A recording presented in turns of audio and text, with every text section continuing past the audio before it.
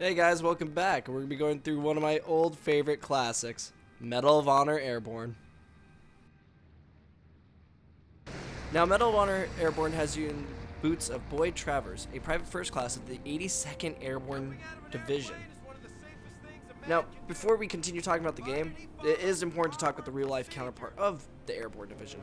World War II was the very first war where we really saw people jumping out of planes. And this was a crazy idea, being able to drop troops behind enemy lines to disrupt supplies. It was wild. And actually, one of the levels in this game takes place during D-Day. If you didn't know, one of the big reasons that D-Day was a big success was because of the 82nd Airborne Division. They actually went behind enemy lines and reduced the amount of machine guns that were hitting the beach. And it's kind of cool learning about this.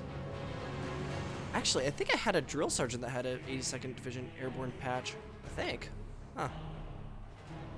So, Medal of Honor Airborne, this game is a FPS. Your typical FPS, except has one really big but amazing difference. You're airborne, which means you're jumping out of planes. And this isn't your cinematic, cutscene. No, you get to decide where you land. Before every level, you get to see a little debrief, talking about here's the safe zones that you guys want to land in. But there's two other areas you want to actually land in. You see that red box? You see that red square? Oh, you know we're going there. These areas are clustered full of enemies, but the chaos is probably easily the most satisfying part. But there is one other type of zone that you can land in. And these zones have these white parachutes. These are called skill drops. These skill drops can usually be a pain in the ass to get to, but can offer interesting shortcuts or really good sniping positions. Before we go past this part, I do want to say, every level's, when you're in the airplane scene, is really chaotic, but is really cool. I love it, because stuff can go wrong out of nowhere, and it really shows here. Actually, it reminds me of a Cadence that, I can't remember which drill sergeant was saying it, but the Cadence went, stand up, hook up, shuffle to the door, on the count to 4, jump out the door.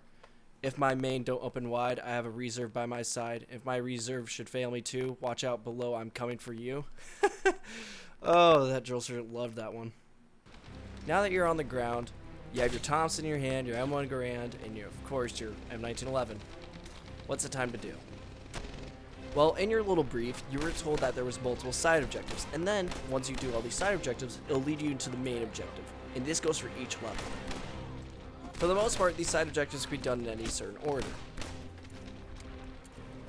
But here's another amazing aspect of this game. The weapons themselves. Number one, the weapons feel satisfying as hell. But there's even one bigger part. That weapon, you see in the bottom right how it has a silhouette of it? You want to fill that silhouette with blue. This can be done with basically getting triple kills, 5 kills, quick succession headshots, melee kills, and when that bar fills up, that weapon will level up. And what happens is, well, you can get bayonets, you can get better damage, you can get sniper scopes, but more importantly, there's grenade launchers. There's all sorts of attachments, and again, these aren't your just cliche attachments. These are actually changing the weapon kind of stylized attachments. For example, the M1911 has a slow fire rate. Its final upgrade gives it a new trigger that, well, makes it have a ridiculous fire rate for only having 7 rounds in your mag. Now, the combat in this game is actually surprisingly satisfying, making it so there's a bunch of enemies, and there's always multiple ways to hit an objective, either from above, below, or even from the side.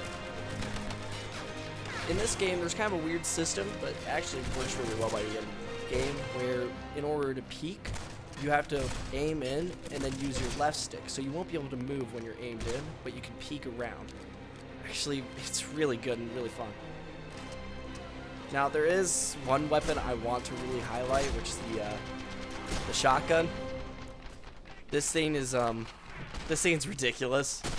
It's hilarious. It's kind of terrible at first, but then there's a damage upgrade, and then you can get bayonet for it, just in case you didn't realize your close quarters was good enough. Now, the enemies themselves are actually kind of fun, and the game is not easy by any measure. This game, I found myself, especially in the last 3 levels, dying a lot. But to be blunt, one great thing is when you die, you get another chance to parachute in most of the time, which means more chance to get more of those skill drops. Now, there's only 2 enemies that I really genuinely despise, which is the sniper and the machine gunner. What you should learn is any enemy that wears a gas mask immediately means they are the most elite unit on the field, because why not? There's not even any gas grenades or fire in this game, but yeah. Now, Medal of Honor Airborne has some interesting glitches. Whether that be headshotting an enemy causes a person's body to go flying, or random bodies going in the sky, or even whatever this is. This actually got me killed. What the hell? Medal of Honor Airborne will always remain to be one of my favorite games. And to be blunt, Brothers in Arms remind me a lot of this game. And this game is just chaotic fun. What's another retro game that you guys remember from the Xbox 360 you want me to play? I have a couple ideas in the works, but for now, what are you guys thinking of?